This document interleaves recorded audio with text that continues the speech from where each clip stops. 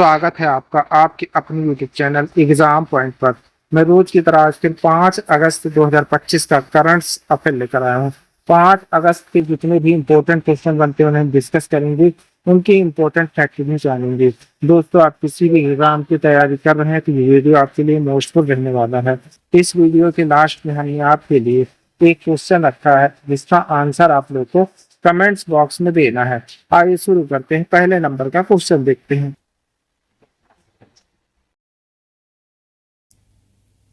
पहला क्वेश्चन देख लेते हैं। 71वें राष्ट्रीय फिल्म पुरस्कारों में सर्वश्रेष्ठ फिल्म का पुरस्कार किसे मिला है? सही आंसर है सी, 12वीं फेल को। की पॉइंट देख लेते हैं।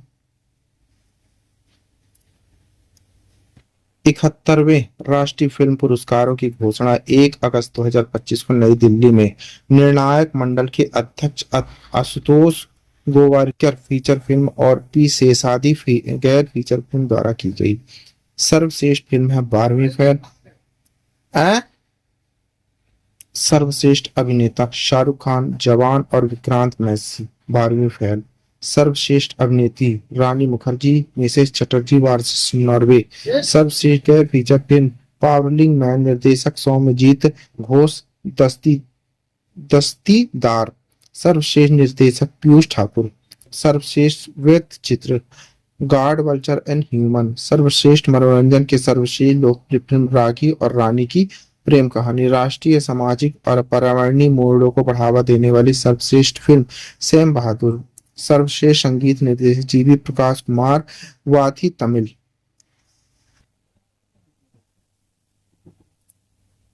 सर्वश्रेष्ठ पार्श्व गायिका शिल्पा राव जवान हिंदी। PVNS रोहित बीवी तेलुगु। सर्वश्रेष्ठ संपादन पुल कलम मलयालम। सर्वश्रेष्ठ बाल फिल्म नाल टू मराठी। सर्वश्रेष्ठ छायांकन द केरल स्टोरी। सर्वश्रेष्ठ फिल्म समीक्षक उत्पल दत्ता।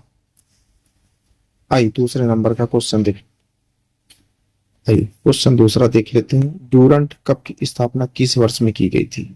सही आंसर है भी 1988 में। की पॉइंट 1988 में स्थापित डूरंट कप एशिया का सबसे पुराना और दुनिया का 5वां सबसे पुराना फुटबॉल टूर्नामेंट है। मूल रूप से ब्रिटिश भारतीय सेना सैनिकों के लिए एक आर्मी कप के रूप में शुरू हुआ। बाद में इसे नागरिक टीमों के लिए खोल दिया गया और यह भारतीय फुटबॉल में एक प्रतिष्ठित आयोजन बन गया। इसका नाम ब्रिटिश भारत के तत्कालीन विदेश सचिव सर मोस्टीमन ड्यूरंट के नाम पर रखा गया है। इस टूर्नामेंट में 24 टीमें भाग लेती हैं, जिनमें इंडियन सुपर लीग, ISL, आई लीग और सशस्त्र बलों की टीमों के शीर्ष क्लब शामिल है। टीमों को 6 समूहों में विभाजित किया जाता है, जिसमें समूह विजेता 2 सर्वश्रेष्ठ उपविजेता नॉकआउट चरण में आगे बढ़ते हैं। मैच 5 शहरों में आयोजित किए जाते हैं: कोलकाता, शिलांग, जमशेदपुर, कोकराझार और इम्फाल में। आइए तीसरे नंबर का क्वेश्चन देखते हैं। भारतीय राष्ट्रीय फुटबॉल टीम के नए कोच खालिद जमील किस संगठन द्वारा नियुक्त किए गए हैं? सही आंसर है बी, अखिल भारतीय फुटबॉल महासंघ AIFF के द्वारा। की फंड देखते हैं।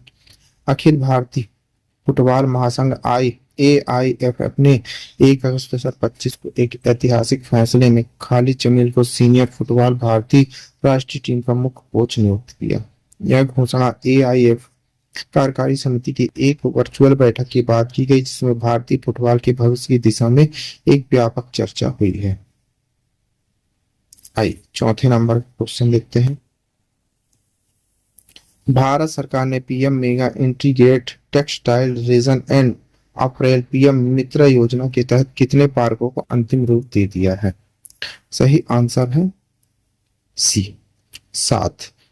की पॉइंट देखते हैं। भारत सरकार ने 1 अगस्त 2025 को देश भर में 7 PM mega integrated textile reason and open PM मित्र पार्कों को अंतिम रूप देने की घोषणा की। 44-45 करोड़ की 7 वर्षों 2027-28 तक की निवेश योजना के साथ महत्वाकांक्षी परियोजना है। 70,000 करोड़ तक के निवेश को आकर्षित करने और करीब 20 लाख प्रत्यक्ष अप्रत्यक्ष नौकरियां सृजित करने के उद्देश्य से शुरू की गई है। यह कदम भारत को वैश्विक कपड़ा उद्योग में अग्रणी बनाने के मिशन में दिशा में एक ऐतिहासिक पहल के रूप में देखा जा रहा है। आइए 5वें नंबर का क्वेश्चन देखते हैं। भारतीय नौसेना अकादमी एजी माला के नए कमांडेंट के रूप में किसे पदभार ग्रहण किया गया है? सही आंसर है सी, वाइस एडमिरल मनीष चड्डा। की पॉइंट भारतीय नौसेना अकादमिक आईएनएसी माला में 1 अगस्त 2025 के एक बड़ा नेतृत्व परिवर्तन हुआ जब vice admiral Manish Chadha AVS MBS ने vice admiral CR Pranay Nair AVS NN का स्थान लेते हुए नए कमांडेंट के रूप में पदभार ग्रहण किया। पूरे सैन्य सम्मान के साथ आयोजित इस औपचारिक कार्यभार हस्तांतरण ने भारतीय नौसेना के भविष्य के नेतृत्व को आकार देने में अकादमी की महत्वपूर्ण भूमिका को उजागर किया है। आइए आगे बढ़ते हैं, छठे नंबर का क्वेश्चन देखते हैं। पंजाब सरकार ने हाल ही में किस पारंपरिक विरासती खेलों पर लगे प्रतिबंध को हटाने की घोषणा कर दी है? सही आंसर है बैलगाड़ी दौड़, कुत्तों की दौड़, घुड़दौड़ और कबूतरबाजी। की पॉइंट पंजाब सरकार ने पारंपरिक विरासती खेलों पर लगे लंबे समय से प्रतिबंध को हटा दिया, जिसमें बैलगाड़ी दौड़, कुत्तों की दौड़, घुड़दौड़ और कबूतरबाजी जैसे खेल शामिल है। इस निर्णय ने राज्य की सांस्कृतिक पहचान को पुनर्जीवित करने की दिशा में एक बड़ा कदम माना जा रहा है। मुख्यमंत्री भगवत मान ने लुधियाना में एक सभा को संबोधित करते हुए कहा, यह फैसला पंजाब की जनता से किए गए वादे को पूरा करता है, जिससे गांव की प्रिय परंपराओं को दोबारा जीवित किया जा सकता है। यह सके। आइए 7वें नंबर का क्वेश्चन देखते हैं। पारस्परिक विधिक सहायता संधि MLAT पर किन दो देशों ने हस्ताक्षर किए हैं? सही आंसर है भी भारत और मोरक्को ने। की पॉइंट भारत और मोरक्को ने एक पारस्परिक विधिक सहायता संधि ML और एक समझौता ज्ञापन MOU पर हस्ताक्षर किए गए। यह MLAT नागरिक और वाणिज्य मामलों पर केंद्रित है। सहयोग के क्षेत्र शामिल हैं न्यायिक दस्तावेजों की सेवा, सबूत लेना अनुरोध पत्रों के माध्यम से, निर्णय की निपटानों और मध्यस्थता पुरस्कारों का निष्पादन है। आइए 8वें नंबर का क्वेश्चन देखिए। कौन सा बैंक सरासत्व सहकारी बैंक में विलय हो गया है? सही आंसर है B, New India Cooperative Bank Limited NICBL। की भारतीय रिजर्व बैंक RBI ने New India Cooperative Bank Limited NICBL का सारासत सहकारी बैंक में विलय को मंजूरी दी। दोनों बैंकों को शेयर धारक मंजूरी मिलने और RBI से संपर्क करने के बाद विलय की शुरुआत की गई थी। RBI ने धारा 44A(4) और धारा 56 के तहत बैंकिंग विनियमन अधिनियम 1949 के अंतर्गत विलय योजना को मंजूरी दे दी है। आइए 9वें नंबर का क्वेश्चन देखते हैं।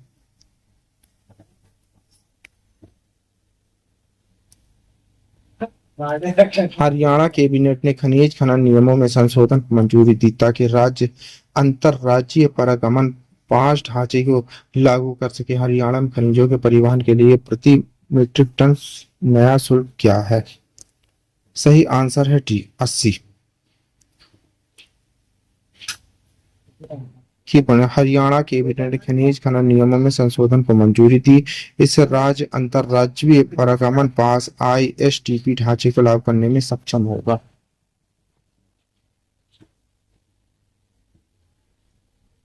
मुख्यमंत्री नायब सिंह सैनी की अध्यक्षता में हुई बैठक में संशोधन को मंजूरी दी गई।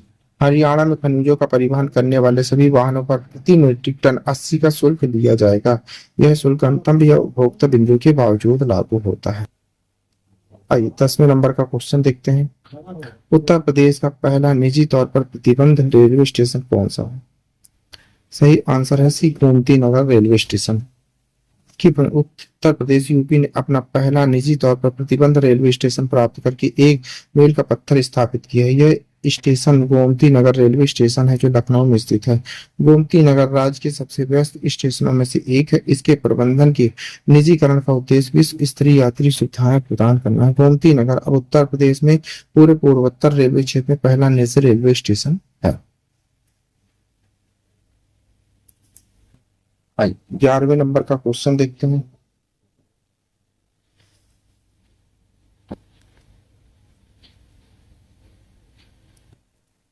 लखनऊ में आने वाला शुभांशु शुक्ला मार्ग पहले भारतीय ISS अंतरिक्ष यात्री को सम्मानित करने के लिए शुभांशु शुक्ला मार्ग कहाँ स्थित होगा? सही आंसर है सी, त्रिवेणी नगर में। कि लखनऊ अंतरिक्ष नायक शुभांशु शुक्ला को उनके नाम पर एक सड़क का नाम देकर सम्मानित करेगा। शुभांशु शुक्ला मार्ग नामक सड़क त्रिवेणी नगर में स्थित होगी। यह सीधे उनके निवार घर तक जाएगी। लखनऊ नगर निगम से इस परियोजना के लिए 10 लाख का बजट स्वीकृत किया गया है। आइए 12वें नंबर क्वेश्चन, जम्मू और कश्मीर के कुलगाम में आतंकवाद विरोधी अभियान में मारे गए आतंकवादी का ऑपरेशन का नाम क्या है? सही आंसर है ए ऑपरेशन अखल। की पॉइंट देखते हैं। सुरक्षा बलों ने तलाशी अभियान कुलगांव जिले जम्मू और कश्मीर में शुरू किया गया। यह अभियान गोपनीय सूचना पर आधारित था कि आतंकवादियों की उपस्थिति अखल वन में है।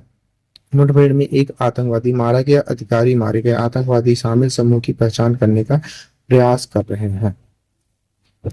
आइए 13 नंबर का क्वेश्चन देखते हैं। अंडर 17 विश्व चैंपियनशिप भारतीय महिला पहलवानों ने जीते कितने पदक? ऑप्शन है ए 5 पदक। कि एथेंस में 2025 अंडर 17 विश्व कुश्ती चैंपियनशिप में भारतीय महिला पहलवानों ने कुल 5 पदक जीते। तो 2 स्वर्ण 2 रजत 1 कांस्य। रचना ने भारत का पहला स्वर्ण पदक महिलाओं 43 किलोग्राम फ्रीस्टाइल में जीता। चीन की जिन हुआंग को 3-0 से हराकर अश्विनी विश्नोई ने 65 किलोग्राम वर्ग में उज्बेकिस्तान की मुखियो रामीजुनोव को 3-0 से हराकर स्वर्ण पदक जीता। मोनी 57 किलोग्राम में कजाकिस्तान की मादिया उस्मानियोव ने 5-6 से हराकर रजत पदक जीत लिया। आइए 14 नंबर का क्वेश्चन देखते हैं। रूसी राष्ट्रपति पुतिन ने सरकार को रूस की high speed rail road map को विकसित करने का आदेश दिया है। रूस की पहली हाई स्पीड रेल लाइन कौन सी है? सही आंसर है सी मॉस्को सेंट पीटर्सबर्ग।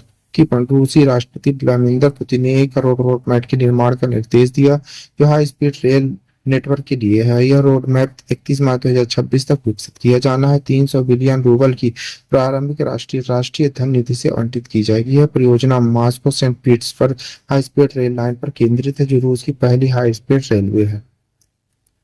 आइए लास्ट क्वेश्चन देख लेते हैं 15 नंबर। बांग्लादेश की पहले राष्ट्रीय एमपीआई से गंभीर